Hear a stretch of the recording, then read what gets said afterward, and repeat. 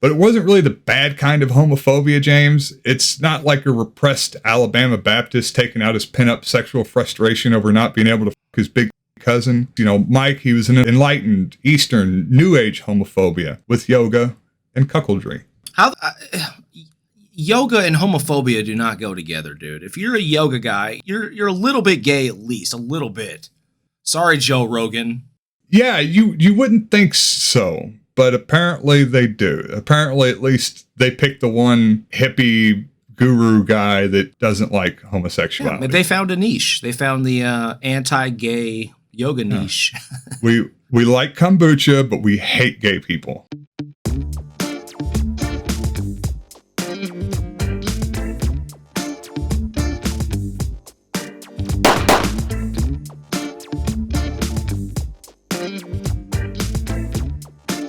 It has been a good week. It has been a good week. Hang on one second. I'll show you what has been up. I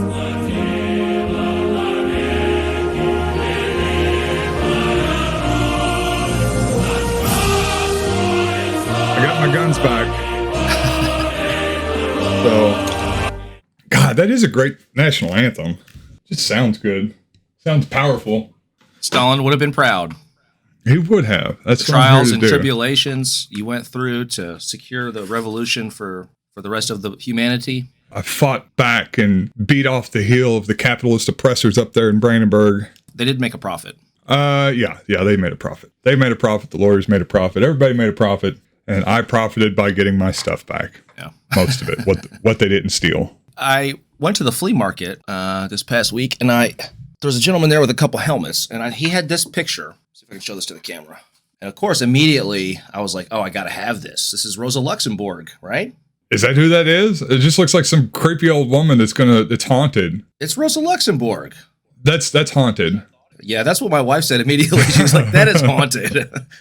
I did see somebody walk by yesterday, and there was no one here, oddly enough. But yeah, it's the old woman in that, what do they call it, like a dagograph? She's wearing a monocle. Is she really wearing a monocle? Is that really that's not really her. No, it's just somebody's grandma, but I really thought it was. I was like, oh, I scored $15 for Rosa Luxemburg photo. This thing's priceless. It's like I'm going to tell my grandkids this is Rosa Luxemburg. I'm going to tell every lefty who comes to my house that's Rosa Luxemburg. Yeah, she was my grandma. This is the photos she took before they executed her. Yeah. Welcome to the show, folks. Episode 77, I believe. Exploding Star Podcast. Welcome back. Welcome back. It's been a minute, but we are here. Had a tumultuous week. We've had the entire crypto world collapse. Boo. We're going to have to figure out some way to make these dark web marketplaces work. I think you can still use like normal Bitcoin wallets like Cash App and stuff, but FTX is a goner. They went bye-bye. That was a big company too, man. They just sponsored a chess tournament like a few weeks ago. That was the big controversy. The Magnus withdrew from that tournament, the FTX Crypto Cup. Oh, so it's an exchange, not the actual currency. I know these exchanges, like they've been having issues. I mean, going back to the Mt. Gox, I don't know if you remember, that was like the first big one where everybody started hearing about crypto. It was the Magic the Gathering online exchange. People would like trade and buy Magic cards, and then they started getting into crypto, and then it just like that's when crypto was first, or Bitcoin specifically, was first blowing up. And basically it was like a couple guys that were running this Magic the Gathering exchange, and they started doing all this crypto, and they were just skimming like crazy off just like crazy. And the guys made like hundreds of millions of dollars before they just like dropped the whole thing and fled, which that's what they all are. I mean, wouldn't you? It's a bank basically that's not FDIC insured, so they can do whatever the fuck they want. And there used to be no way to really recover the money. There's a little bit of oversight now, but they had 100 million liquidity and they had $1 billion in deposits.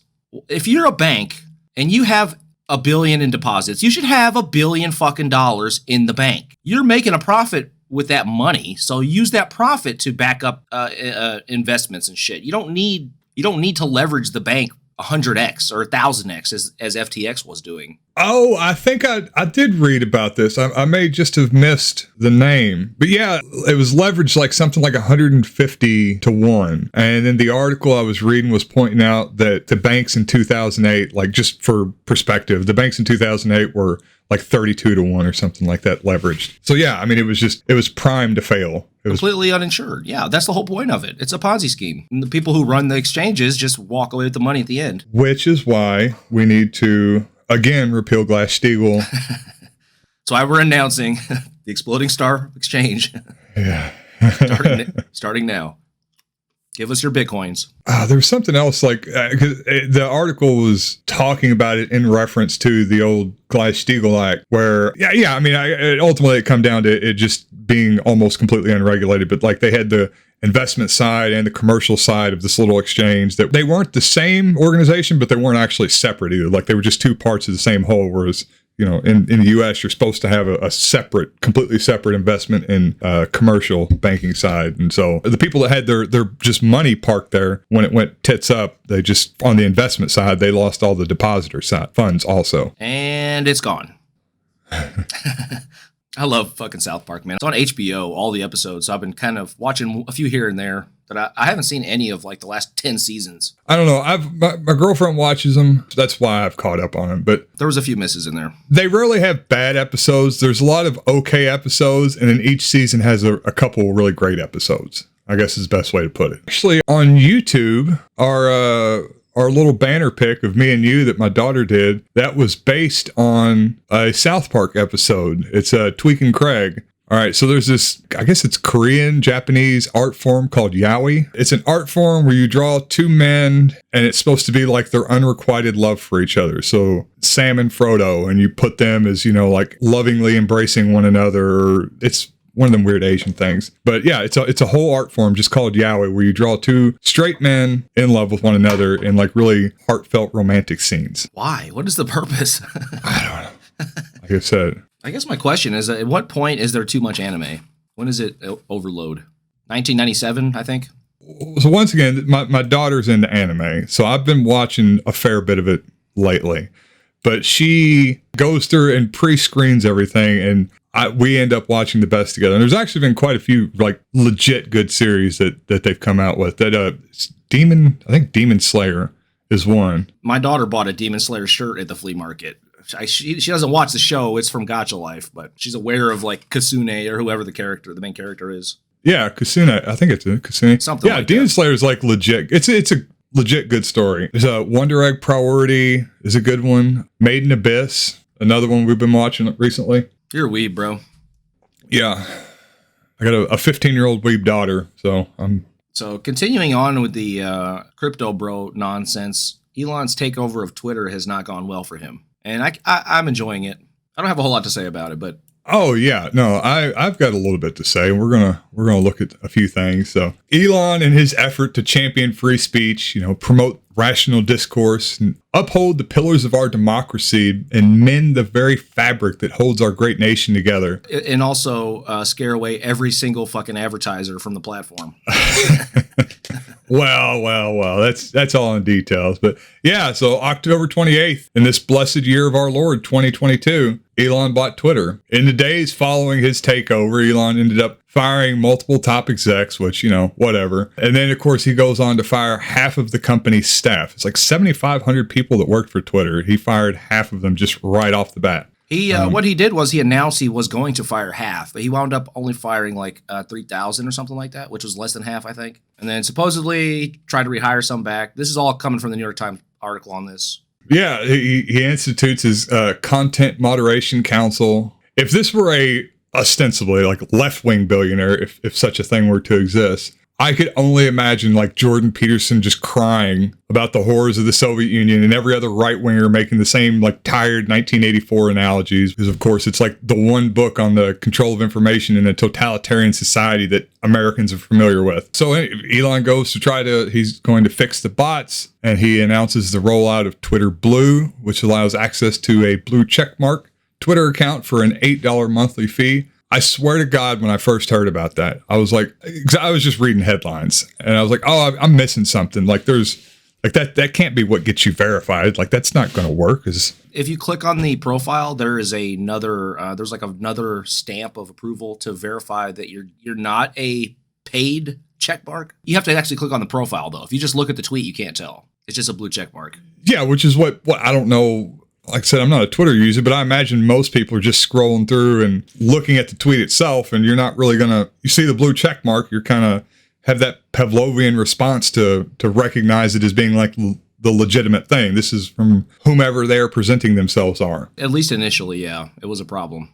Yeah, I seen it. I was like, I've got to be missing something. There's no way you can get a blue check mark just for $8 a month. The problem is there's no way to know if somebody's really like a verified account. That's an issue because you can't have official statements from Twitter anymore. Twitter's not like an official platform. You can't be like you can't be a company or like a government. You can't be the president and like tweet out something that's official record. Yeah. It fucks up the whole platform. It ruins it. I disagree that it has ruined it. I've paid way more attention to Twitter in the past week than I have for years. But yeah, as far as a politician trying to make an official proclamation or a company talking about their product, it ruins it for them.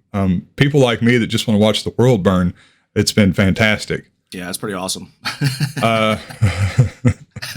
It's like, oh, how much more proof do we need that rich people are fucking idiots? So let's look at a couple of these. What we've had is basically anybody that has $8 can make a profile that looks exactly like any other verified profile. Famous person, political group, company, whatever. Pay to win.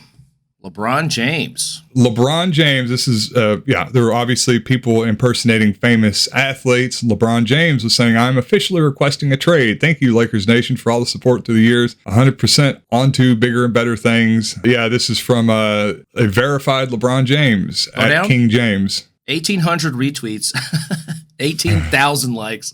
I get the likes, but the 600 quote tweets, that's funny. Yeah, these, I guess, have caused a lot of consternation. Hashtag I'm coming home. Everyone from Cleveland who saw this and like half the people probably believed it. Oh, is that what? I don't know anything about LeBron James or basketball, but I guess is he somebody that... He's the best player ever from Cleveland, for sure. He's up there with like Jordan as the greatest of all time. And he wasn't really able to win a championship with Cleveland forever. And he wound up going to the Lakers, won 2 championships there, and then moved around a little bit. But yeah, it was a big betrayal to Clevelanders when he left. So this is like a knife to the heart of Cleveland Cavalier fans. Yeah, it's got to be rough enough living in Cleveland as is. They were burning LeBron jerseys when he moved. Good, make the air stink a little bit more up there.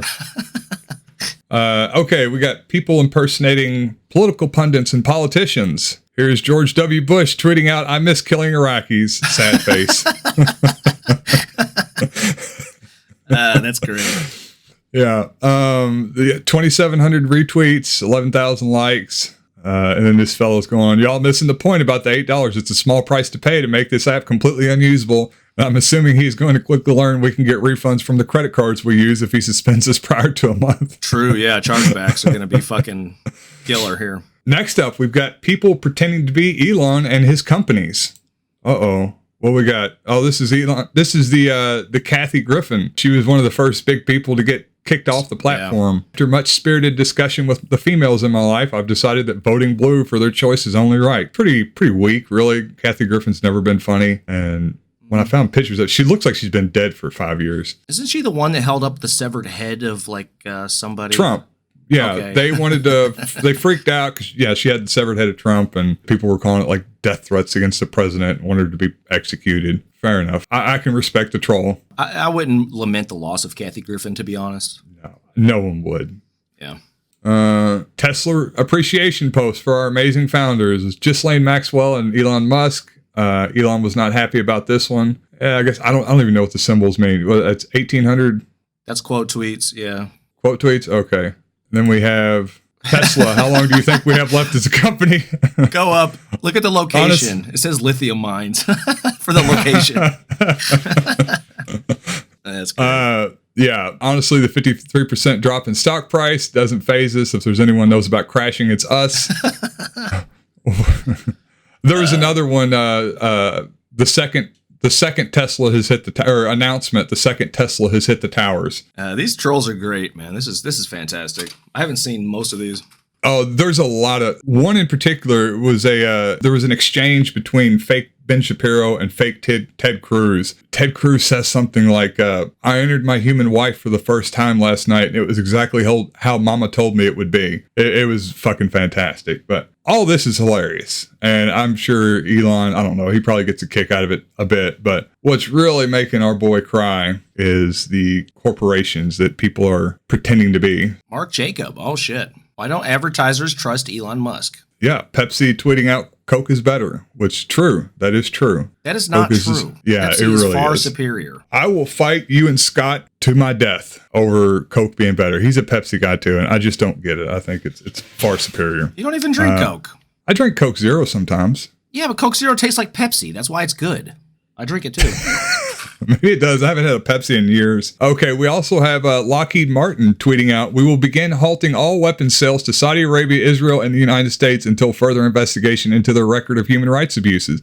Yeah, this is one of the first ones. I saw this one. This is brilliant. This stock price went down just a bit. I think someone figured out how many billions it was worth. The problem with this is then that's when you buy. I mean, this is stock manipulation territory. This could have been an investor doing this. This could have been fucking Berkshire Hathaway tweeting this out. You know what I mean? Oh, yeah. See, I don't think about that stuff. I think that this is just some fat Redditor in his apartment just costing some hedge fund somewhere billions. But most likely that's probably not what's going on. No, definitely not. Lastly, we have Eli Lilly and Company, who are makers of insulin. We are excited to announce insulin is free now. And you could see they had quite a big drop off in their stock price. Yeah, lost like 20 points, it looks like. Time to buy, baby. It does put pressure on the companies, though. It puts a little bit of pressure, like PR-wise, on the companies. Oh, sure. I imagine there's a lot of people asking, like, hey, why are insulin prices so high? Why are insulin prices in the U.S. like 20 times what they are throughout most of Europe when the insulin's made here and you have to ship it over there, but it's somehow 20 times cheaper over there? Yeah. There should be a law. We should pass a law that says you have to show on every single thing, every single consumer good in the United States, it has to show the manufacturing price, like what it costs to make, and the retail price. It has to show both. Yeah, that's not a bad idea. I mean, it would absolutely never happen, but a guy can dream, can't he? It could happen. That's something that's not out of the realm of possibility. European countries do that on some items. I guess you could frame it. No actual capitalism person is gonna buy into this, but you could frame it as supporting the free marketplace. And we don't want free markets, Tony. Well, no, that's how you would have to sell it. You would be promoting the free market by letting the best suited company that something producing the best product at the best price. And this is how we're giving the consumer the information about the business practices and the I don't know, something. You say we want free markets as an excuse to cut Social Security, but if you actually had free markets, profits would go to zero because that's what capitalism does. That's what free markets do. So we can't have free markets. Oh, God damn it. Yeah, I don't know. It's some good wholesome grassroots anarchy, and I absolutely love it. It won't last. Twitter, I mean, everybody knows now, so it's not really going to have the same effect. But initially, it was pretty awesome. Realistically, too, it's the first week and a half of a pretty controversial guy who's certainly somebody that's in the public eye quite a bit, taking over a company that's certainly in the public eye. I don't know. Like, there's going to be a bunch of hiccups and shortfalls and mistakes. I don't know. Surely this stuff was foreseen beforehand? Dude, Elon Musk is a fucking idiot, dude. First of all, social media companies aren't worth anything. Twitter wasn't even profitable. MySpace vanished. People are going to stop using Twitter. It doesn't matter. They're all the same. You can just make another one. It's just a fucking computer app. It's not a real product. It's just a fucking app, for one. For two, how can anybody who has watched Elon Musk interviews or see, I saw him on the Joe Rogan podcast when he went on Joe Rogan. He's a fucking idiot. You can't watch that interview and be like, oh, he's brilliant. Unless you're a dipshit. Might be smarter than you, but he's not brilliant at anything. He smashed the windows on his own Tesla at a fucking PR event. Yeah, he tried to play off the autistic savant on the Rogan podcast, and I don't know. I mean, Rogan bought it, but I was feeling a little cringy the whole time I was watching it. This guy's putting on a little bit. He didn't say anything. He just sat there. You don't know what it's like, Joe. You don't know what it's like inside my mind. Joe Rogan, how do you do so much stuff, Elon? How do you do it all? I delegate. Yeah, but how do you do it? I delegate. I delegate, Joe. I don't actually do anything. I'm very wealthy, in fact. I fly around a lot. Anyways, to commemorate this, I was smoking a substance the other night, and I decided to write something. It's from my heart. Okay. So I want everybody to know that this is coming straight from me. This goes out to our boy Elon. In the heart of darkness a young boy was born. With emeralds was his silver spoon adorned. No one could then see this bright shining nova, that special boy from Africa. Like so many boys from his time and place, he founded a startup in the year of Y2K. Through his prodigious mind and strength of will, he sold it for 300 mil. With humble nest egg he did then seek another business to bring to its peak. His brilliant mind with which none could contend, he invented electric cars in hopes for climate change end. Earth's most brilliant mind, our Tony Stark. Nary could you hear the naysayers hark. All doubt was quashed, all dissent was gone. The world knew God's gift, whose name was Elon. To spread his message of progress far and wide, he traveled to the tempest eye. To the podcast king he warned against the woke, as he drew in his mighty toque. A terrible visage then revealed to Elon, of the woke nexus from which all our sanity gone. To hear of free speech made the woke mob all bitter. So to fight that foul scourge for us all, he bought Twitter. But lo, in this dark and fearful age, when the woke mob's ire had turned his way, they poured their hate from Twitter's chalice, and on poor Elon they focused their malice. With blue check marks now in reach for all, the trolls from their basements they did crawl. With a mere $8, their profiles then read, of the profiles of companies unearned cred. 'Twas only a fortnight before all hope was lost. The Twitter mob won and Elon paid the cost. It was not Thanos' snap nor wretched Antifa, it was hubris that smited the boy from Africa. Thank you. Very nice. Very, very nice. Thank you. My daughter enjoyed it. I hope he loses it all, man. I hope he loses everything. Then he'll have to go get a real job. Yeah, like actually lose it all. That's what I want to see. Every fucking penny, yeah. Like Alex Jones style. Yeah, I just for once, I want to just see it happen. He loses all his contacts. He doesn't have all his rich friends to give him money. Nobody to invest in his new fucking bullshit startup. Just nothing. You're moving to a double wide in Breckenridge County. Yep. See how you make it from there. Let's talk about Netanyahu for a second. Bibi Netanyahu is now Prime Minister of Israel again. He's basically been the only Prime Minister since the founding of the fucking country. He's a monster. Some may call him the King of the Jews. Some people like me. Just a little bit of backstory on him. I'm not going to go very in-depth here. He grew up in Philly and Jerusalem, graduated from MIT's Sloan School of Management, if you know what that is. And he was recruited by Boston Consulting Group, one of the two major consulting firms, headhunters basically. He was friends and colleagues with Mitt Romney at the Boston Consulting Group. During the late 80s, he was the Israeli ambassador to the United Nations. This is where he became friends with Frederick Christ Trump Jr., Donald Trump's father. This is probably where his friendship began with Trump. He's big friends with Trump. Trump did famously recognize Jerusalem as the capital of Israel in violation of international law and UN resolutions. Ronald Reagan was a fan of Netanyahu's and required his staff members to read Netanyahu's book, his book on counterterrorism. I don't remember what it was called. But I don't know if you remember this. I vaguely remember this. He lobbied the U.S. House of Representatives for war in Iraq after 9/11. So I thought we'd watch just a clip of that real quick here. Just to commemorate Netanyahu's return to Israel. The question that you ask, I think, is vital. It's important, and that is, what do you do about it? You can fight all of them. You have to dismantle the network, and the question is, do you dismantle all of it at once? No, you didn't. The first thing you did in facing after the wake-up call on September 11th was that you took on the first regime, the obvious regime that had directly perpetrated that catastrophe. You removed the Taliban regime and you scattered al-Qaeda, although it has not been completely destroyed yet. So here he claims that Afghanistan was responsible for 9/11. That's why we invaded and partially destroyed al-Qaeda, not completely. Obviously, Afghanistan wasn't responsible. These were all fucking Saudis, or 90% Saudis. Now the question is, what's your next step? Knowing that 3 of these nations are developing nuclear weapons. This is not a hypothesis. It is fact. Iraq, Iran, and Libya are racing to develop nuclear weapons. So when somebody's about to spew some bullshit, like a Trump-like figure, they always say, this is not a hypothesis, this is fact. That's how you know that it's a fact. Yeah. If you say this is a fact before you say it, it has to be true. Yeah. The looming threat of Iraq, Iran, and Libya developing nuclear weapons. Now, why would a country want to develop nuclear weapons, Tony? To show off to their friends. To annihilate all of humanity on the planet Earth? Is that why? That could be it too, yeah. Because they're evil brown people? So now what is the next step? I believe that the next step is to choose. It's not a question of whether you have to take action, choose the right one. But what kind of action and against whom. I think of the three,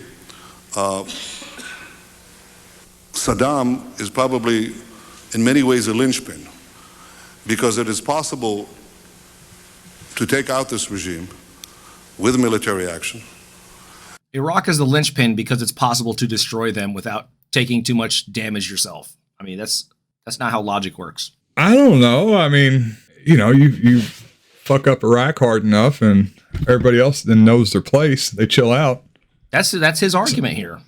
Yeah. Like, look, we can hit these guys pretty good, fuck them up, and then everybody will be so scared. Gaddafi gave up his weapons, right? Oh, yeah. Iran kowtowed.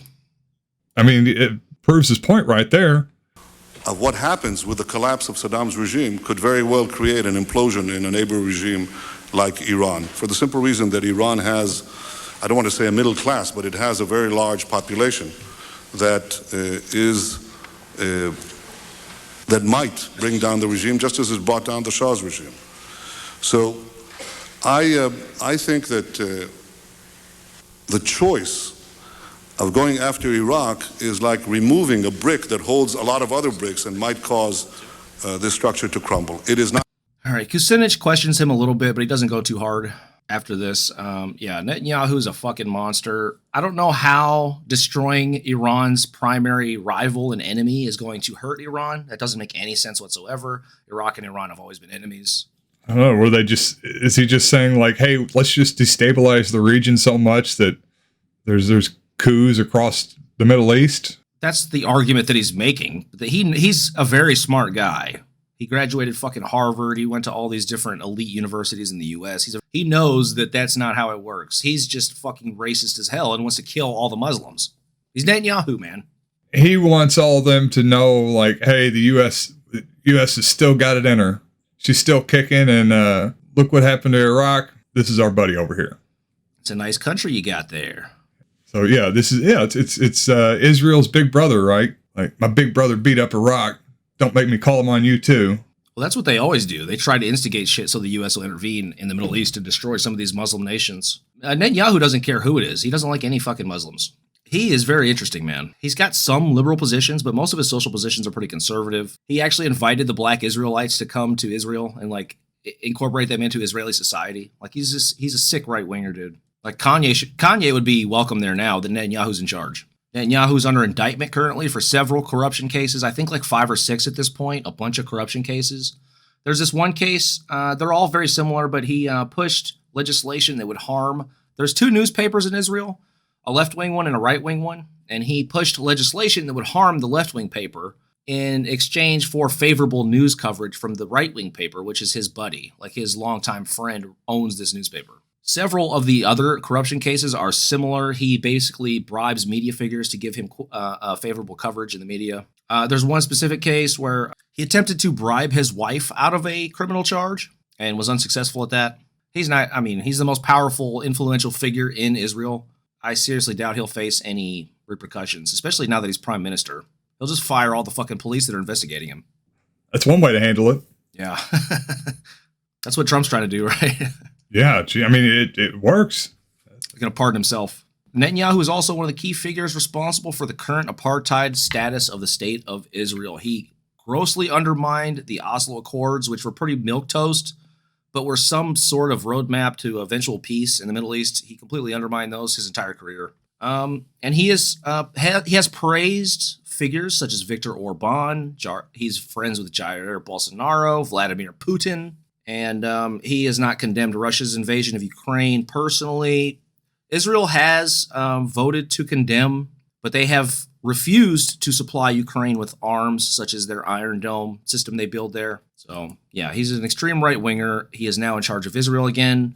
Pretty scary, man, because he is constantly aggressive toward his neighbors in that region, intending to spark a war. He's been trying to instigate a war between the United States and Iran for decades, dude. Pretty frightening. I just wanted to bring this to everybody's attention, sort of give people an idea of who this guy is, how fucking awful he is, and how crazy the state of Israel is at this point in history. Yeah, how long I remember hearing about Netanyahu. Well, I think the first time that name, that I heard about it was, I guess, like in the mid 2000s when it was like first getting into reading a Finkelstein, and he was president at that point in time, right? Prime minister on and off since the beginning of the country. He's went out of power a few times. He's the head of the Likud party, basically. He just runs Likud. But there's a few other right-wing parties that form this coalition that has had dominance in Israel since its founding. Okay. 93 to 96, 2006, 2009, 2009 to 2021 is, Jesus Christ. Yeah, he's been in there forever. He's kind of overseen the radicalization of the religious fundamentalist factions in Israel, or specifically their fundamentalism in their nationalism. Yeah, but I mean, I think there's like a strong religious bent too, right? Like, or at least he's using. I wouldn't say that. I would say it's racist, but the idea of a religious right to the lands inhabited by the Palestinians, and I don't know. Is that a religious thing, though? Because the Jews are an ethnic group as well. Is it more of like an ethnic historical right to this fucking... Isn't it ethnic? Like, he's just a racist, in my view. I could be wrong. No, I mean, it could be both. I mean, it's just multifaceted. Jews one of the weird ones, because it's an ethnicity and a religion, and there's overlap, but they're kind of separate, but they're kind of the same. On a somewhat related note, are Jews elves? Do you think, like, when Tolkien wrote The Lord of the Rings, he was thinking of the Jews as the elves? Netanyahu in particular looks very elvish. I mean, the ears, they all kind of have the ears. Look at those ears, man. I think the dwarves were actually supposed to be Jewish, right? Like the dwarven language was supposed to have been based on a Semitic language, and the way that they're greedy and obsessed with the treasure. Yeah. I love applying a racist analysis to Tolkien. It's hilarious. The orcs are black people, right? We know that. Definitely. Oh, yeah, definitely. He's a fucking monster, though. Don't let his ears fool you guys. That's all I had to say. I just wanted to bring that to everybody's attention. People don't pay a whole lot of attention to the Middle East, but it is a very important region in the world. Hopefully we could have keep a Democratic president in office until he follows his term out, until Netanyahu's out of office again, to where we don't have some crazy Trump doesn't have the religious fervor. He's friends with Netanyahu. As a favor to Netanyahu, in my opinion, he assassinated Iran's top general, Qasem Soleimani. You can't just that'd be like assassinating fucking Mark Milley or somebody. Absolutely insane, dude. That should be a declaration of war if Iran wasn't scared shitless of fucking Israel and the United States. Yeah. Hopefully Trump doesn't get back in office, because he certainly loves. He will. Having the religious fundamentalists get behind him, and they certainly would if he made out that there was some apocalyptic battle taking place in Israel right now, and Trump had to send the full might of the U.S. Armed Forces over there to help out. You'd have all the Lauren Boeberts and Matt Gaetz and all the crazies would be completely on board with it. I don't know. By then, it might be President Herschel Walker. Well, it's definitely going to be Ron DeSantis or Trump, and we're looking at basically a bunch of fucking right-wingers rising to prominence all throughout the world. It's pretty scary, man. Luckily, Lula won, but fuck, they'll kill him. If everybody else wins, they'll kill him. Honestly, dude. He said he's not scared. He better not be, because it's a scary time. See, you got your sword back, too. I did. Yeah. Thank God. They were definitely playing with that thing. Yeah, no, I there's a bunch of fingerprints on it. I had to clean them all off. Yeah, because it's a carbon steel blade. It'll rust. Huh. Yeah, I did not get back my hard drive. Really? Yeah. Why? I don't know. That's a good question. Then one of Scott's guns that they took had a magazine it's just disappeared. What the fuck how does stuff disappear, dude? Aren't they supposed to keep track of all that shit? Yeah, and I had an SD card in the other camera that they took. Oh yeah, the SD card's also gone. They stole that. Yeah. They stole the magazine because they had a rifle that fit, the magazine fit probably. It's like it was a really old rifle. It's a 222, which is like you probably heard of, obviously 22s, you've heard of 223s. 222 is a gun. I think they quit making them in like the 60s. It's an older round. It's not popular at all anymore. Is it a bolt action? So I imagine it's a bolt action. It's like a bolt, like a little varmint rifle for shooting cats and stuff. Yeah, so I they guess. they stole the hard drive too. Then they just stole the stuff that they wanted to keep, basically.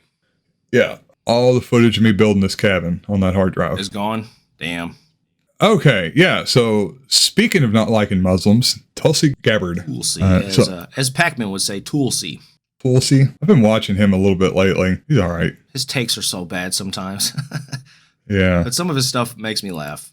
Yeah, he was talking with. I guess they did a crossover with him and Vosh on election night. God. They were talking about guns, and David Pakman refused to say whether he owned or didn't own guns. That's always been his position. He won't publicly state whether or not, because I'm sure he does, right? He must, or he wouldn't be that cagey about it.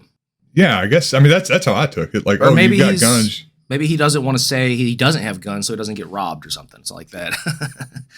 He is the embodiment of like the pussy liberal. Yes. Just his physical stature. So he probably doesn't have guns. And he's scared that some redneck's going to come to his house. So he doesn't want to let everyone know that he doesn't have guns. Well, he's smart enough to know that he's a pussy. So he wants the guns to protect himself from the rednecks.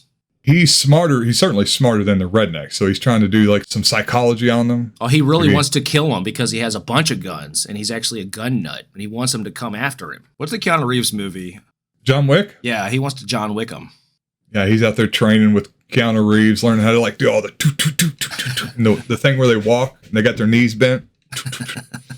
I wonder though, is he an AK or an AR guy? What semi-automatic rifle is he going with? The trusty AR. Old AK? The AR. The AR. He's a America? liberal. It has no recoil. The AK has recoil. Yeah. His body can't take the AK recoil. Oh yeah, that AK would break him in half. His bones would shatter. Anyway. Okay. Yeah. So speaking of not liking Muslims, we got Tulsi Gabbard. I know we've been trying to get channel retention up. So that's why I did a very long segment where we're going to talk about Tulsi Gabbard because I know how exciting she is to everybody. So talk about reptilian, man. You may remember a time not too long ago with a presidential race underway with a Super Friends, a seemingly left-wing Super Friends, a veritable Earth's mightiest heroes of left-wing politics. We had Amy Comrade Klobuchar, Pete Bakunin Buttigieg, Kamala Ho Chi Minh Harris. I love that. That's great. And Tulsi Eugene Debs Gabbard. Yeah, right. And she was really the breakout star of that presidential election cycle. Certainly the primary, Democratic she was primary. A semi-attractive female, so that helps. She's attractive. I think I wouldn't put a semi in there. You find her much more attractive than I do. To me, she looks like I don't know, man. She looks like a human being with like an animal's teeth. Well, as somebody that visited Hawaii for 5 days, I feel a special spiritual connection with her, you know. Yeah. You Howleys may not understand how we island people think and speak. And you probably watch Moana. That's why you like her. That's probably true. So this is what we're going to look at tonight. How do we get from this? Know the importance of our national security, as well as the terribly high cost of war. And for too long, our leaders have failed us, taking us from one regime change war to the next, leading us into a new Cold War and arms race, costing us trillions of our hard-earned taxpayer dollars and countless lives. This insanity must end. As president, I will take your hard-earned taxpayer dollars and instead invest those dollars into serving your needs. Things like health care, a green economy, good-paying jobs, protecting our environment, and so much more. To now this. Sounds pretty good. Green stuff. Yeah, environment. Great to see you. And we're happy to be joined by the man she just introduced earlier today. Now, not only have you been campaigning for Herschel in Georgia, you were in New Hampshire for Bolduc. You've been crisscrossing the nation. Again, the Democrats are running on January 6th, abortion, and I don't really, Greeniac policies, I guess. Why is Herschel Walker on the screen in the back? I mean, I don't understand what their strategy is. He's out campaigning for him. It really confounds me. Whatever it is, it's out of touch with what everyday Americans are looking for in their leaders right now all across the country, both in these statewide Herschel races Walker and got his finger on the federal pulse of races, and that's what I've average been hearing Americans. from a lot of people is they're just They hearing just put him on the screen a lot to- of smears just, like, and as a lies and token. attacks coming from the Democrats, but not really what He do they really stand is. for? What record can they stand on? Because they can't. There's nothing but these radical so-called woke policies that they're trying to push on the people. Such and the people as? are saying, Example, no, please. we're not going to let you take over raising our kids for us. Parents are really, really concerned about this across the country. Concerned about We're what? not going to let you to continue to make our communities Letterboxes, less safe. This border is a James. real issue. I was with Myra Flores down in McAllen on the border. Oh, the generalizations. Can we get a concrete example of what the fuck you're talking about, please? Absolutely not. On the Herschel Walker note, can I just play a little bit of this Chappelle SNL? I know you haven't seen it Yeah. yet. Okay. Yeah, go ahead. I can't put it in the video pod, but it can be in the audio pod because this will get copyright stricken. Not sure. Oh, this is great. He's so good. Dave Chappelle's so fucking good, bro. It's not even what he says half the time. It's just how funny he is. He's mastered the art form. He knows how to do it on like every single level. I don't think it's even that. I think he's just naturally a very funny guy. Like he was just born and people started laughing. I don't want to speak badly of because he's black. But I have to admit, he's observably stupid.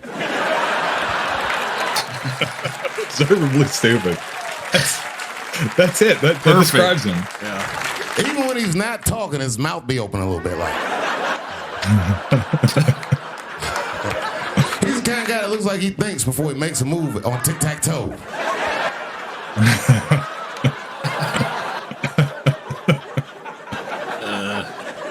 I think that's it on Herschel. Just great. Brilliant stuff from Chappelle as always. He's very funny when he doesn't like trans bash.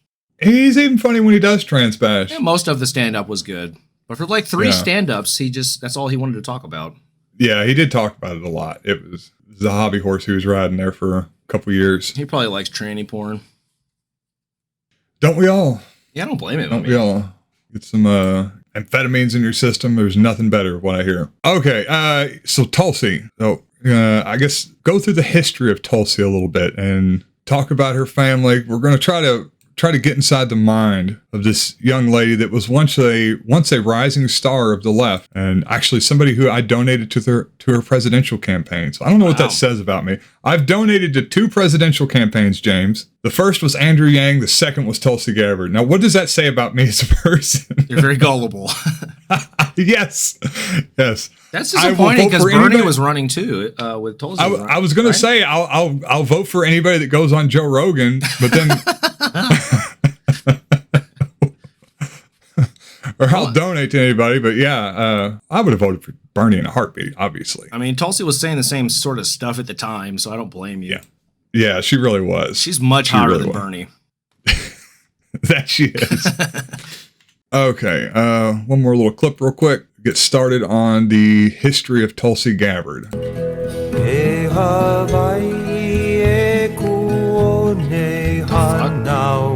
So this is Mike Gabbard, who you may have heard about. This is Tulsi's father, and this is Tulsi here in the background.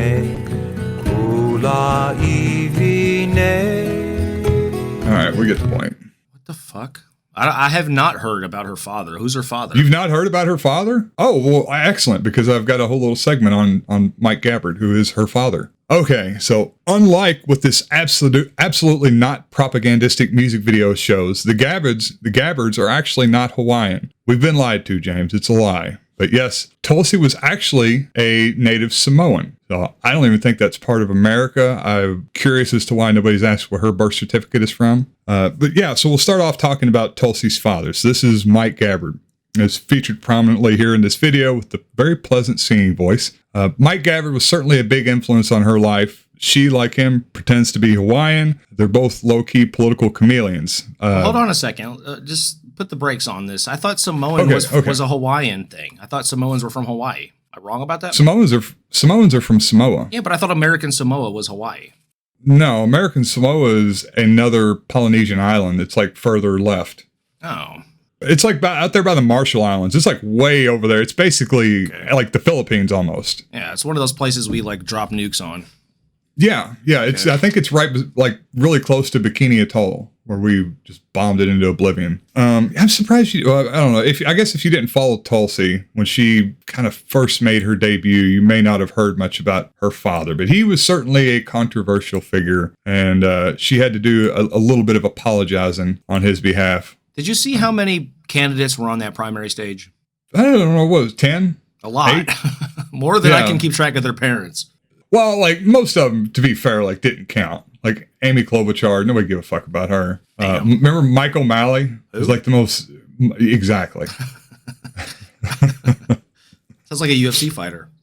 He may have been. Nobody knows. In the 70s and 80s, along with being a resort tennis pro, Mike Gabbard worked his way up through the ranks of the American Samoa public school system. He started off as the lowly high school English teacher to become the dean of what is often referred to as the Cambridge of the Polynesian Islands, American Samoa Community College. By the late 80s, Mike seemed to have been getting restless and started wanting to make an impact on his adoptive home of Hawaii. Along with starting a slew of hospitality businesses to cash in on those tiresome haoles, Mike began taking an interest in politics, particularly the politics of the culture war. He began working for and making important political connections with Hawaiian state senators, along with involving himself in an eclectic range of other organizations and self-started ventures.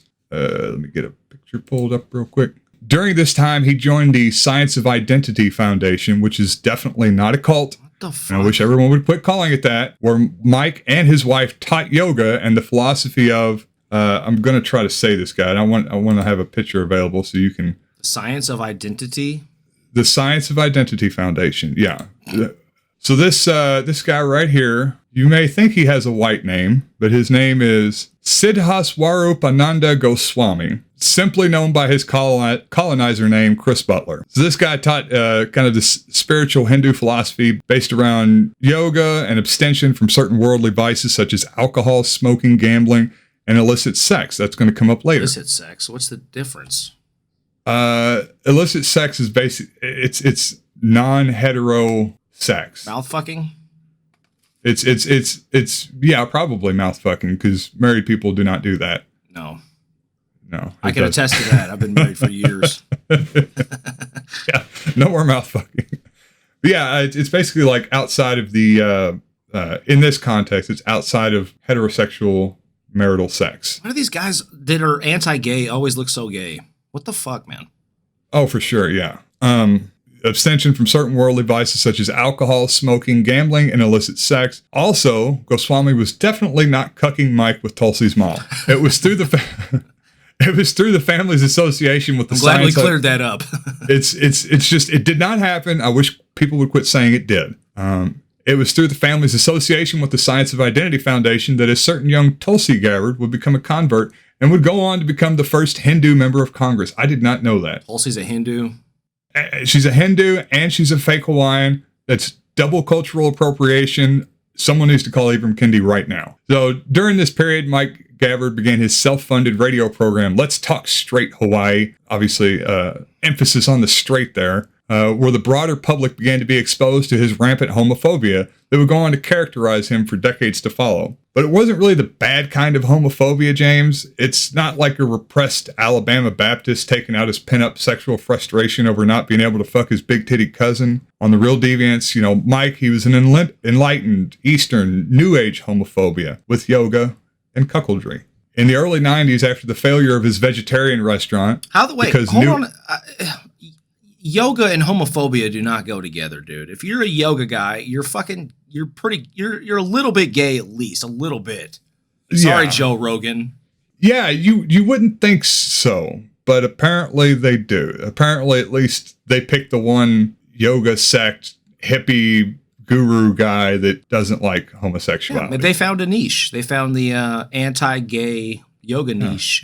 We like kombucha, but we hate gay people. That's the vote we need to get. We need to be really flexible for our heterosexual sexual relations. Our marital heterosexual relations that are not happening anymore. So in the early 90s, after the failure of his vegetarian restaurant, because New Age, remember, due to backlash over comments on his radio show that he would preferentially hire straight employees over homosexuals, Gabbard founded a series of organizations in an attempt to propagate his homophobic agenda. Question for you, James. On a scale of 1 to 3, how many homophobic organizations did Mike found? I'm going to have to go with the average. I'm going to say 2. Okay, you are off by 1. It was 3. He founded 3 different separate organizations, including an organization where he was doing the gay conversion therapy with yoga. This is what come out on when Tulsi was running for president, and she had to profusely apologize for it because apparently she was working for the organization at the time. This is probably about the time the music video was filmed. She was working with her dad with this yoga anti-gay stuff. Odd comment. Why do you need to add in the... Why can't you just have a yoga studio? Why do you have to add in the fucking homophobia? It seems like you're like cutting your market down substantially there.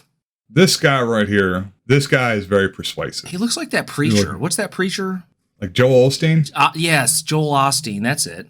He looks like Osteen or Osteen. Why are we suffering? These are questions asked by persons who are seriously interested in spiritual life. He has a very serious look on his face, yeah.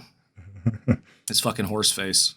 So in 2002, Mike Gabbard began his first foray into local politics, and he landed his first big win on the Republican ticket in 2006 to the Hawaii State Senate. Now, running as a Republican in Hawaiian state politics was virtually an exercise in impotence, which incidentally is not a problem with Goswami, or so Mike's wife told him. At that time, Democrats had a long-established supermajority, making the Hawaiian Republicans into what is essentially the Green Party on the national stage. A minor annoyance you hear about, making ineffectual symbolic gestures, really only having any power by aligning themselves on internecine Democratic factional conflicts. Yeah, I mean, you're talking about a state that was just colonized not that long ago.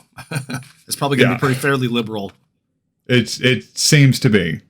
So not wanting to be a tool in someone else's project, Mike Gabbard, very controversially at the time, crossed the aisle and became a Democrat a mere 7 months after his inauguration, or as he explained, after much careful consideration with my family and constituents. Definitely seems sincere. Yeah. That's what Bernie's famous for, swapping parties and, changing his position throughout the years. What do I have to say to get elected? And it's the swapping positions is pretty standard, but the doing it so publicly that it's I don't know. I mean, that's where power lies. So that's where he ended up going. Yeah.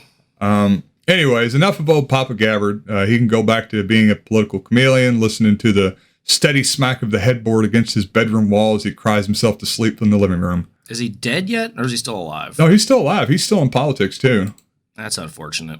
There's a video of him campaigning for Tulsi in 2020. Oh, what was it? There was a Bob Dylan song. The Times They Are Changing. He's like in some little dive bar doing his own rendition of The Times They Are Changing. It was actually really good. He's a excellent singer, guitar player. That's good to hear. Yeah, it is. Sorry about having you vote for somebody on a false pretense, but here's a song. Okay, so with that rather long prologue out of the way, we get to the subject of the segment, Tulsi, which incidentally is a Hindu name for holy basil. In 2002, at the tender age of 21, Tulsi became the youngest person ever to be elected to the Hawaii State Legislature. She ran on the Democratic Party ticket with a platform of addressing environmental issues, which is a problem more at the forefront of Hawaiian politics than it is on the national stage. I guess being a small island ecosystem, the effects of the chemicals on coral reefs and pollution in the ocean is much more visible there than it is places like Kentucky. And they do go ham in Hawaii over, there's no plastic straws anywhere on the island. Good. You can only use buy natural sunscreens, because I guess there's chemicals in the other sunscreens that'll screw up. Yeah, there's aluminum. Also, the United States military just leaked a bunch of fucking diesel fuel into the tap water, underground aquifers, not that long, a few months ago. Well, they got plenty of ocean water. They'll be all right.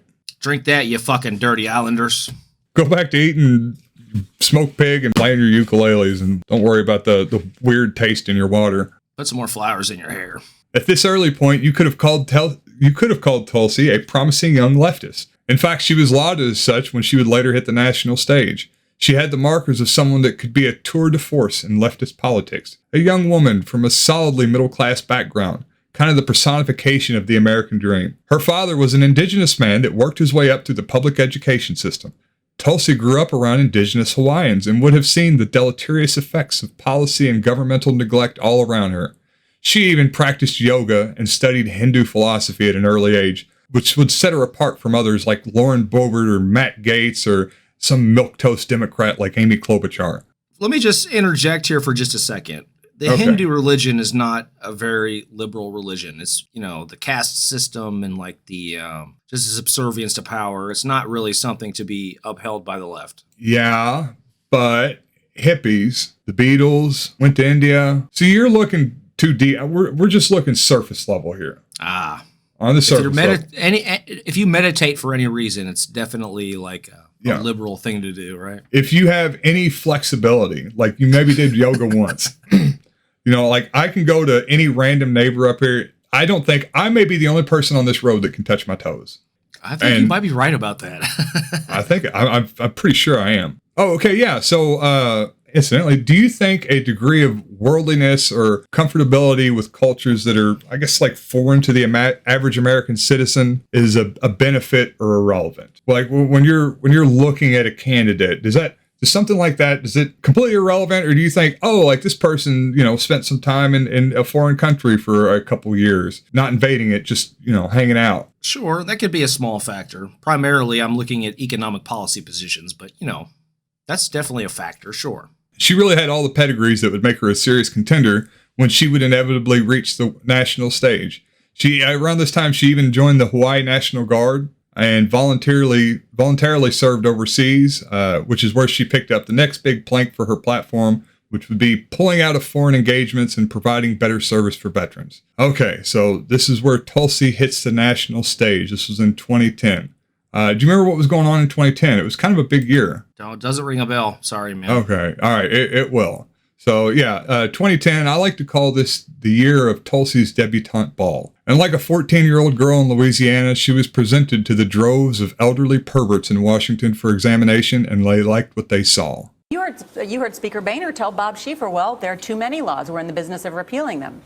That's irrelevant to people at home. When you're talking about passing laws and repealing laws, they're saying, look, how are you improving our education? How are you reducing the deficit and empowering our small business owners to create more jobs in our local economies?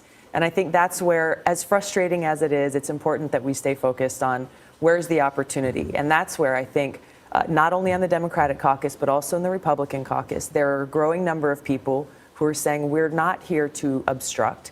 We're here to get something done. And let's. Okay, so this was a little bit later, but this is essentially the same platform that Tulsi kind of come to prominence with in 2010. So 2010, we're at the bottom of the 2008 recession. Unemployment is at its all-time high. The BP oil platform has ejaculated crude all over the Gulf. And Speaker John Boehner and Mitch McConnell have made it a public matter of principle that they will obstruct every piece of legislation the Democrats try to pass. This is also when the Tea Party sweeps into power with aspirations of ending Obamacare and rooting out the Muslim Brotherhood sleeper agents pervading our institutions. As a nation, we're also reconciling with being at continuous war for 10 years in Afghanistan and the issues affecting servicemen and women, such as addressing deployment-related healthcare issues and sexual assault. Here's this young, photogenic, and motivated freshman congresswoman that is...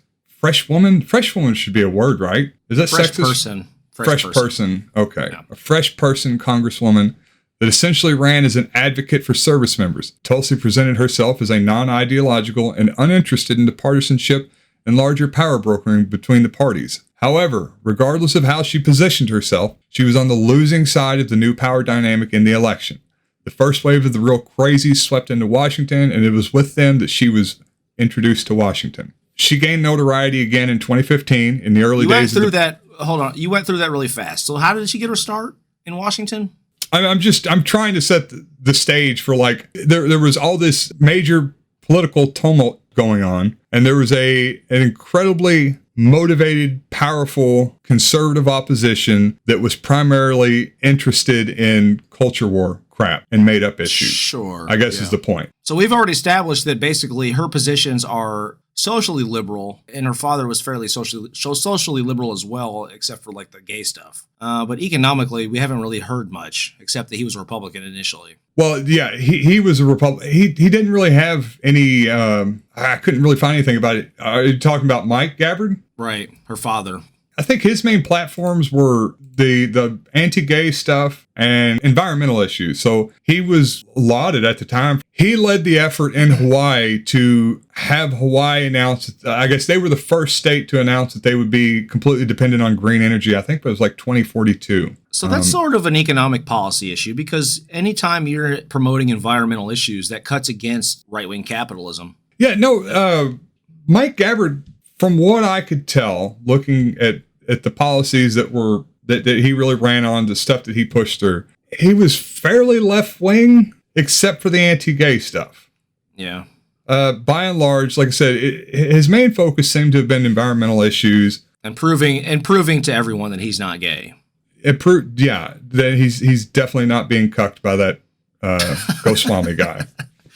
But no, yeah, he passed some legislation to get like certain chemicals banned from the islands. Made the pledge that they'd be energy independent by 2042, which I believe was the first state at that time to make that pledge. I mean, I don't know how much progress they've made towards it, but completely non-binding, I'm sure. But they started building the big wind turbines on some of the islands. So I don't know if that had to do with him. I know those things were built fairly recently. So Tulsi gains notoriety again, but yeah, I guess the point of the last section was just the people that she's working with and kind of how she's positioned herself and who she's going to have to work with when she first kind of comes into Washington politics. What the big issues of the time are. How did she get to Washington though? Was she elected to some sort of federal national office? Yeah, she became a congresswoman. She ran in 2010 as a member of the House for Hawaii. Yes. Okay. That's pretty good. They only have 2, right? Hawaii has 2, I think. And especially for how young she was at the time. It makes sense because you're not going to fucking get elected to the House as a Republican from Hawaii. It doesn't excuse the fact that she's a reactionary, or a class traitor, one could say, if you were a proponent of the DNC. Yeah, so there's 2 districts in Hawaii. One district, which is just Honolulu, and the second district includes Oahu and all the other islands. So she gains notoriety again in 2015 in the early days of the presidential campaign cycle. ISIS had been a thorn in the Obama administration's side for some time, and were making progress in Iraq and Syria. Republicans, in an early version of what plagues our discourse today. Yeah.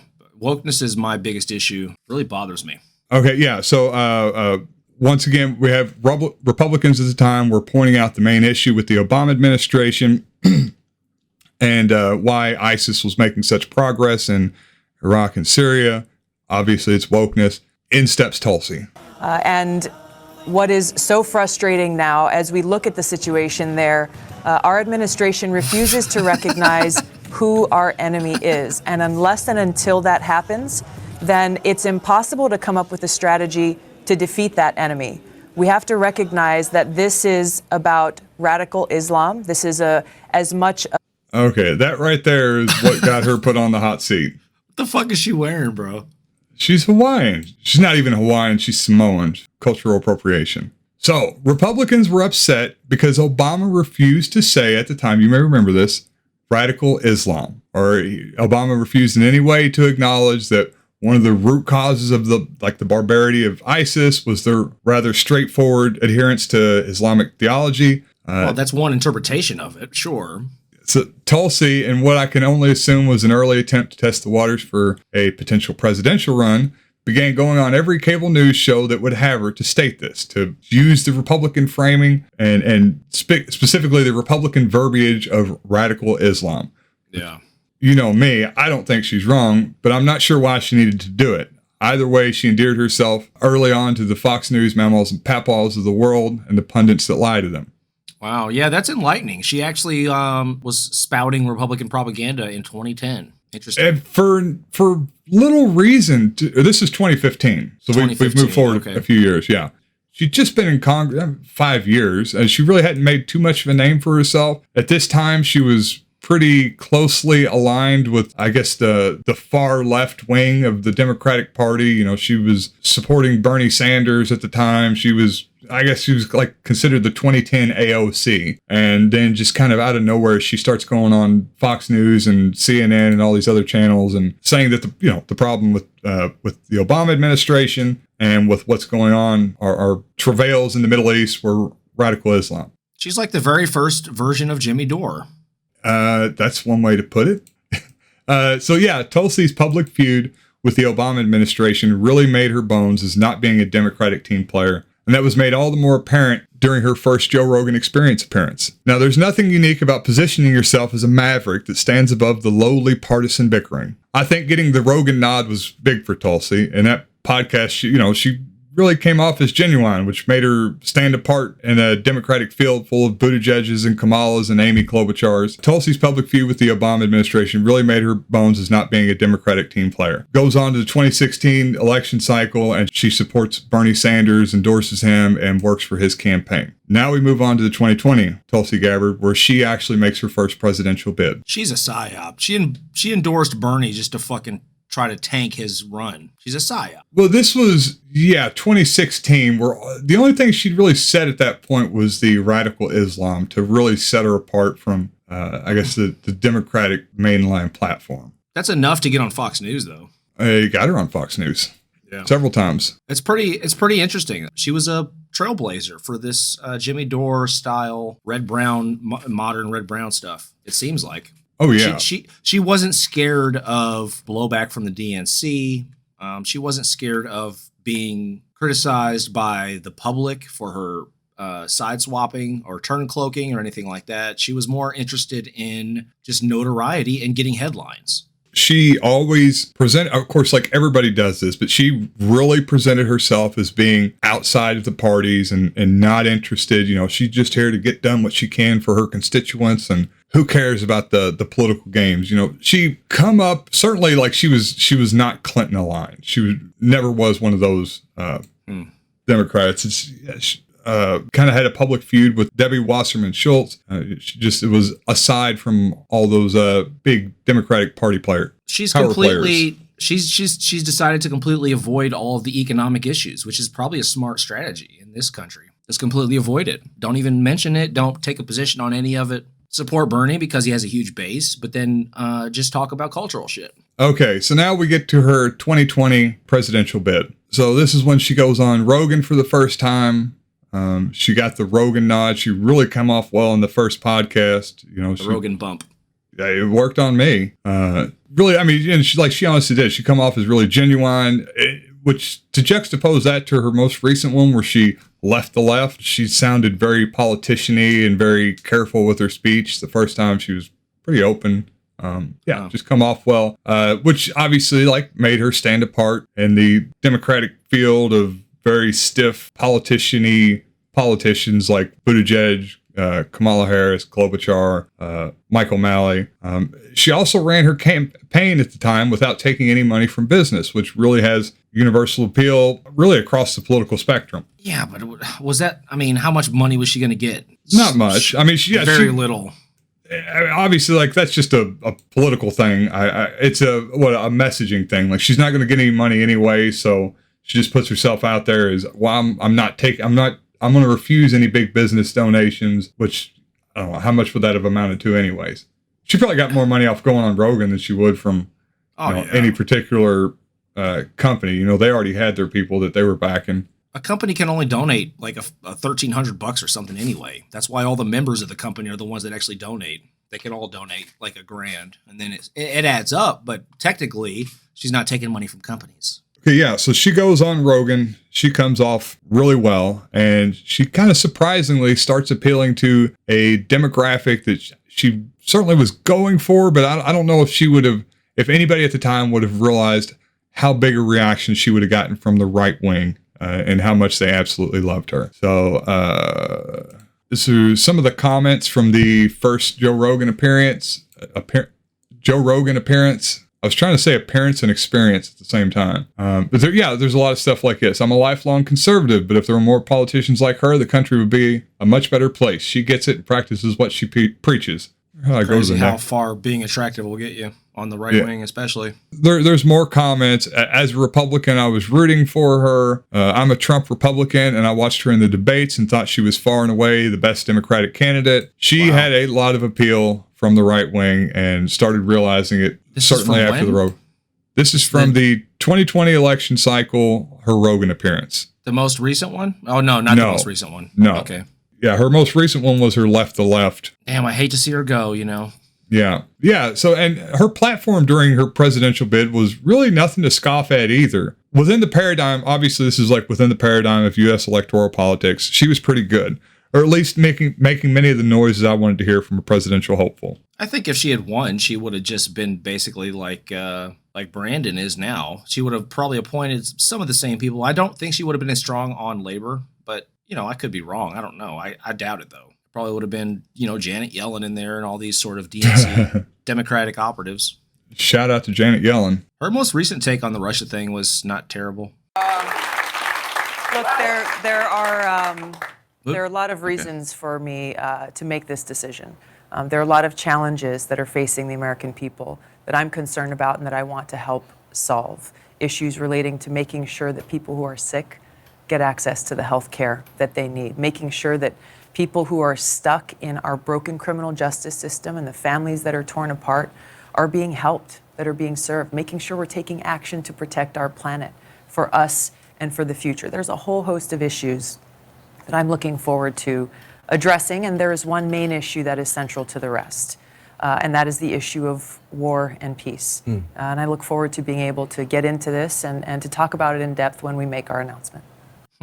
Okay, so this is Tulsi's platform at the time. She was pro-Medicare for all, pro-legalization, pro-criminal justice reform, and pulling out of all foreign interference across the globe. Of course, she also had the very memorable moments of these pot shots that she took at Kamala Harris. That's a pretty smart strategy. A little bit of right, a little bit of left in there.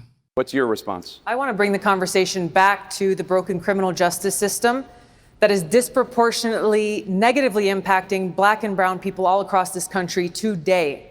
Now, Senator Harris says she's proud of her record as a prosecutor and that she'll be a prosecutor president, but I'm deeply concerned about this record.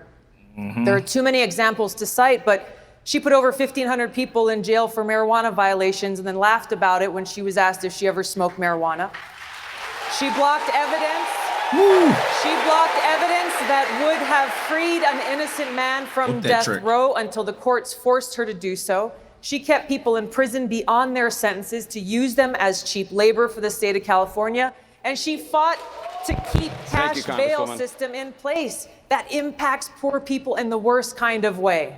Thank you, Congresswoman. Senator. Yeah, Kamala's a fucking monster. She really is. And I think that alone, like that would have got me to donate to her. Just beating up on Kamala on the national stage. I know, man. she's so unlikable. You just look at her face the entire time and just, the fact that she was a prosecutor. Yeah. It just, you don't deserve to be a member of the human race. She looks like the prosecutor out here in Meade County. Exactly. Like has the same, that doesn't look like her, but has the same facial expression, carries herself the same way. So naturally I'm going to hate her. Vote her off the island. You're out. And by the island, I mean the planet Earth. So it was during this presidential bid that she started getting asked to come on Tucker Carlson's program quite a bit, where they seemed to have an uneasy truce and mutual respect for how they lambasted Democrats. Realistically, at this time, it made sense for a candidate such as herself to reach out to Tucker viewers. She had that broad audience and palatability to the right. Of course, as we all know, Tulsi did not become president. She dropped out after not doing well in several of the early states primaries and endorsed Biden over Sanders. She went on Tucker during the primaries? Yes. 2020 primaries? Wow. Yeah. That is unheard of, isn't it? Yeah, I don't think anybody else was going on there, but she had built that base amongst the right wing where they seen her as the one good Democrat, the one that they could relate to, the one that she had some appeal to him. Don't know what it is that some crusty old man in Alabama would like about Tulsi and her huge tracts of land. I don't know. A lot of normies like Tucker, man. It makes sense. That was very smart of her. Oh, she's certainly a very savvy political player. She's an operative, yeah. Operative. So she dropped out after not doing well in several of the early early states primaries, endorsed Biden over Sanders, which was a shock to some, being that she had previously worked with and endorsed Sanders in his 2016 campaign. Not a shock. He was polling higher at that point. Sanders was. Well, I think this was, what was it, right before the Super Tuesday, where he was like slightly edging out Biden at the time, but Biden had been making a lot of ground recently. And then this was when Kamala, Buttigieg, and Tulsi all dropped out at the same time. And then all of them backed Biden, which kind of threw him over the top in the race. Yeah, that's called stabbing fucking Bernie Sanders in the back. I believe that is what it's called. So obviously, Tulsi had been welcomed on conservative media outlets for years for her correctly bashing the incestuous and corrupt Democrat Party and her not woke stance on the roots of Islamism. It's refreshing that someone other than Gert Wilders, Sam Harris, and myself found the courage to speak up, really. I think the most popular religion on the planet is definitely corrupt to its core, but I mean, no more so than the other religions, in my opinion. It wouldn't be long until she'd grow out her badass rogue gray streak. Yeah. Get it? Because she's a rogue and she's got the rogue. Yeah. Anyway. She definitely grew that out. And she started getting invites to speak at CPAC, which is perfectly normal for people on the left to do. You know, we all remember Sam Cedar's CPAC speech in 2020. How can I forget it? David Barsimyan rocked those conservative socks off back in 2010. I think Chomsky was at the CPAC, wasn't he? I believe he was. It was a while ago. It was like he went like it was like 10 years after Eugene Debs. I think that was his last speech before he died. Right after the New Deal. Right. We're going to go to CPAC. We're going to talk about gay people. Reaction to each other saying, yeah, there's going to probably be some strong thoughts that people were going to share with both of us when they find out that I'm coming here. And we both kind of, I imagined you were nodding, Matt. I was nodding, but we're like, you know what? Bring it on. And they brought it on. So it wouldn't surprise you to know that on... I lost my time code on this one. Lock the doors, don't let her in. While these things can be easy to laugh at, is not limited to social media. It is something that's happening far too often and far too common across our country, where one section of our country sticks to our own tribe. We only hang out with and listen to and talk to people who we agree with in this country. It's emblematic of this lack of recognition. Jesus Christ, they have a picture of Reagan in the background. It says, awake, not woke. We are one nation under God. Wokeness was a real and problem. And knowing that inspires us. 70s and 80s, man. Yeah. Anyways, yeah, here's Tulsi Gabbard nowadays, campaigning for Herschel Walker, speaking at CPAC in front of a giant poster of Ronald Reagan. Oh, how the mighty have fallen. I do have to say, one thing I do respect about Tulsi Gabbard is it doesn't look like she's really had any work done besides like the white streak in her hair. Because she could have her gums need to be done. She needs lip filler. She has a lot of issues that she could get taken care of, but she hasn't chosen to do that, which I do respect. You know, adrenochrome does wonders. And I know she's not a member of the Democratic Party per se, but I'm sure she still has access to some of the same. You have to make it to the vendors. You have to make it to the general before you get the adrenochrome injections. Jesus, I want some. I remember the first time hearing about adrenochrome, like the first time I watched Fear and Loathing. I was like, dude, I would fucking try adrenochrome right now. Oh yeah, I would chew on somebody's pineal gland in a heartbeat. I'd kill a hooker to get us some adrenochrome. So, James, how does modern Tulsi square the circle of how she presented herself back then? If this wasn't about her own advancement and her own ego, then why did she forsake essentially every single issue she first ran on to endorse political candidates that are diametrically opposed to her? Why is she taking such a self-serving route to power and visibility? I mean, is this her views actually changing? Is she getting paid to do this? Is this something like her father did, which was to take the easiest route to be able to serve his constituents in the best way, like that he's just a conduit of power to his constituents, and he switches parties back and forth to to be able to best implement the platform that he feels like he needs to implement? What is it? So is she a flip-flopper because she's trying to live up to her daddy's expectations or otherwise be is she a flip-flopper because she has a certain platform, because she wants the power to be able to do the things that she thinks need to be done? Is she flip-flopping because for personal reasons, for her own power and her own visibility? I mean, she does, like in the first example, like she does care about veterans issues. Is she just aligning herself with the party that she thinks will be able to best help her take care of the issues that she thinks she needs to take care of? Is it purely for her own personal gain, her own power and visibility? Or is it just completely cynical and she just... I think with her, I feel like it really is a bit of both. Like, I think she honestly cares about the stuff she talks about. These are things these are issues that she's held for, over a decade. Well, I mean, 2 decades really. When she first started dabbling in politics back in the early 2000s, kind of her main issues have always been Hawaiian, specifically environmental issues, and the military, servicemen and women, taking care of their health issues. It seems like she goes where, like exactly what her father did, that she just kind of jumps back and forth to whatever group she's going to be able to enact what she's wanting to do. Wherever the power, wherever the route to taking care of the issues that she feels like needs to be taken care of, that's the way she's going to go. Well, I think the issues you're talking about are specific to Hawaii politics, like the environmental issues and the military. Since she's moved on from there, I've seen her in a few things. She was in a debate with like Ben Burgess not that long ago on a panel with some other people. Tim Pool was on the panel. I haven't heard her really talk about environmental issues at all. I think she's completely cynical. I think she made a brilliant move. She's really put herself apart from the rest of the DNC candidates in 2020 during that primary and positioned herself for a run at the RNC, the GOP primary for presidential candidate. I think she's going to run against DeSantis in 2024 probably, or 2028 maybe 2024. I think though. I think she's really positioned herself really well. She's ingratiated herself to the Tucker Carlson fans, which is the biggest voting block of Republican base that there is. He's the #1 cable news show for a reason. I think she's playing a smart game.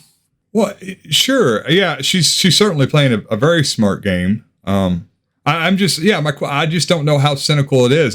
I think it's possible she's doing exactly what her dad's doing.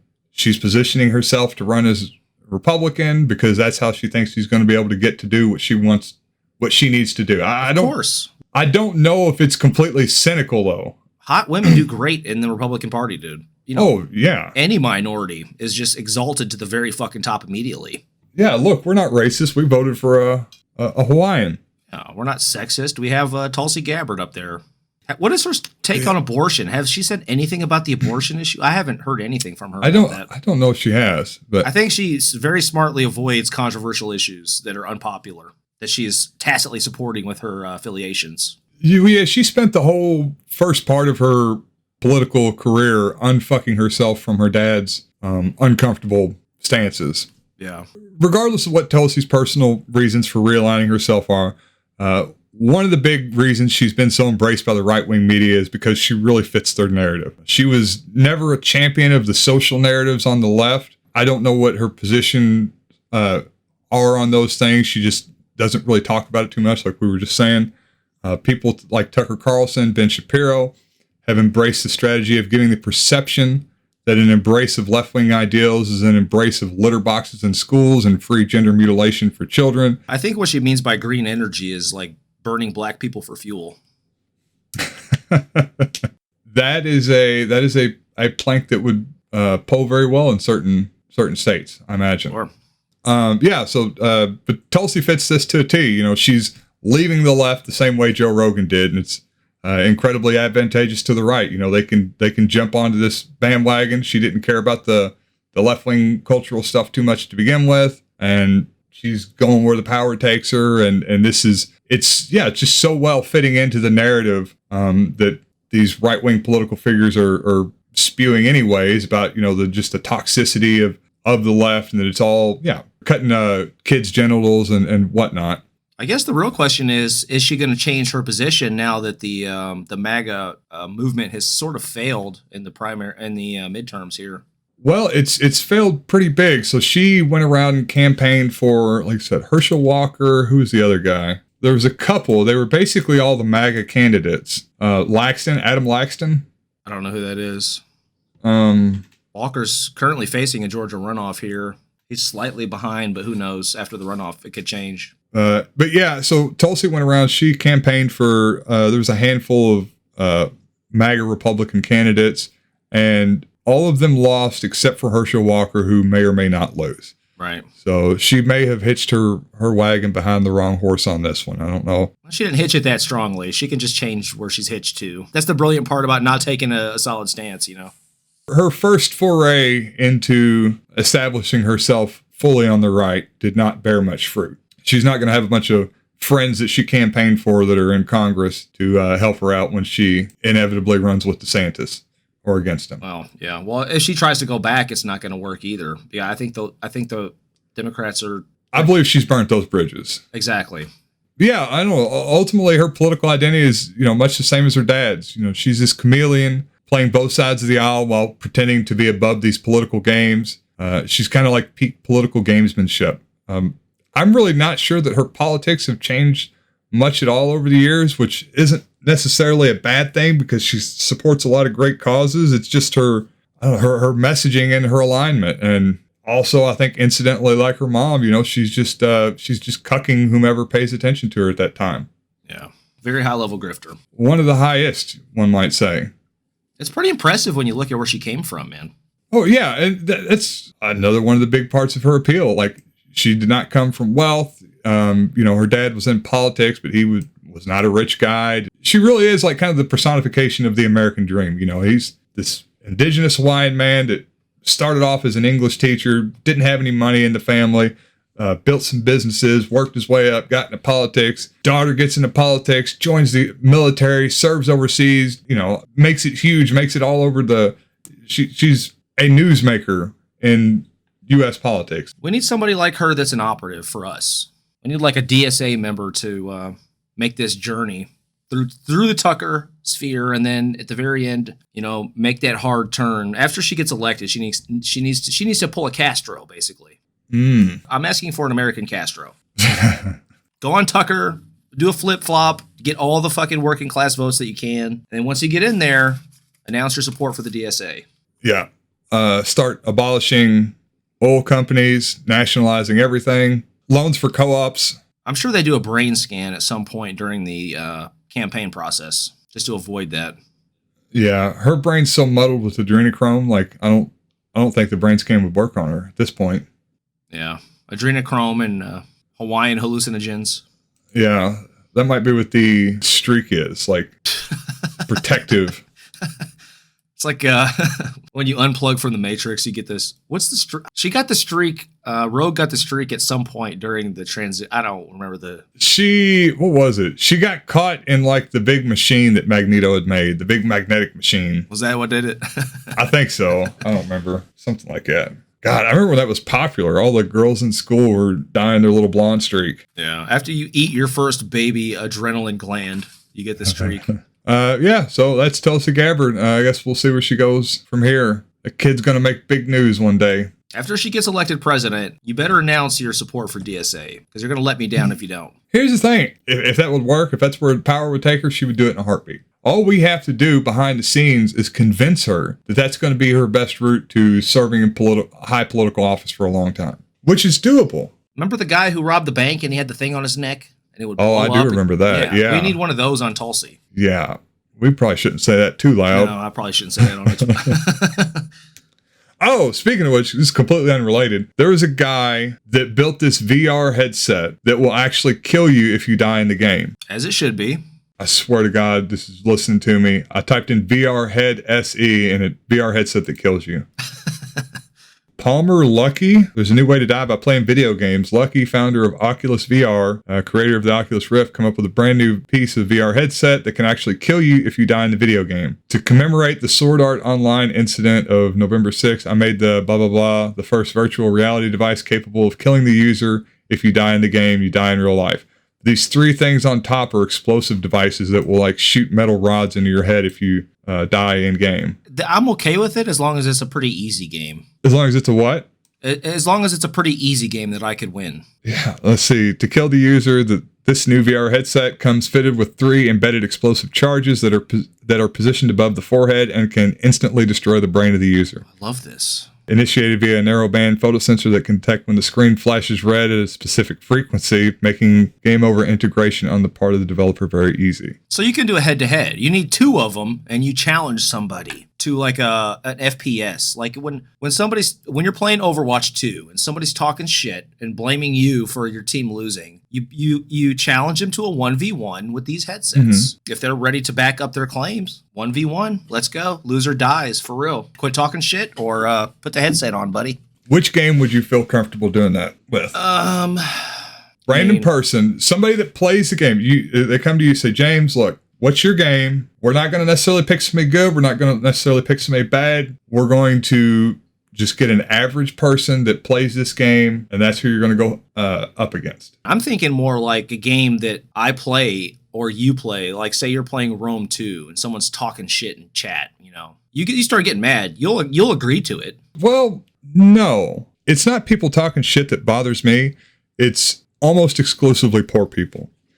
Because poor people will buy the game, their internet connection is garbage, which makes the whole game lag, and then they always want to play as Rome, which is bad. I get mad if I see somebody in the lobby trying to play as Rome, I'll start bitching right off top. But of those people that I would challenge, they're all noobs. So I know that I'd be able to beat them, which means I would be obviously more likely to challenge them. So you wouldn't challenge them unless you thought for sure that you could win. It works out that way, but that's not the operative thought going into it. It's not that I'm going to challenge them because I know I could win. It's I'm going to challenge them because they're fucking annoying and they're poor and they've got a shitty computer. Yeah, right. And they deserve to be killed. Well, that's probably a good thing because, you know, all in all, you're ridding the world of disgusting poor people and making it a better place for all of us. Yeah, if you're a rich person, you can come in and shit talk to me all day long as you don't lag the game. And I'll have all sorts of fun. It doesn't bother me one bit. I'll come in there with your fucking shitty ass computer on your goddamn McDonald's Wi-Fi. I will freak the fuck out. Rosa Luxemburg approves of this message. Good. From the grave. She hates poor people too. Yes. Women's freedom is a site of social freedom.